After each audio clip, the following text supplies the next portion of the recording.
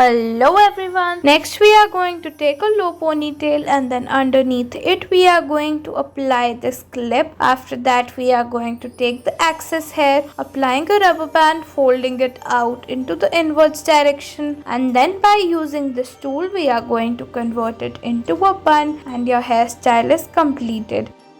Next we are going to apply this beautiful pink clip to our low ponytail and then we are going to fold it out into this low bun and it is ready. Next we are going to make a low ponytail and then we are going to loosen it up a little bit, making a space in between and then folding it out as you can see in the video. Then we are going to apply this clip to our hair. You can use any clip of your choice.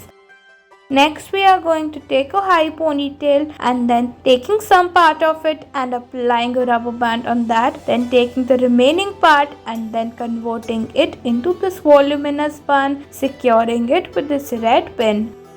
Next we are going to take some hair from both of the sides and then joining this red clutcher to it. Then we are going to repeat the same step 2 to 3 times and then taking all of the remaining hair, applying a rubber band on them and then loosen them a little bit. Then we are going to fold them out into this low bun and applying this rubber band to them.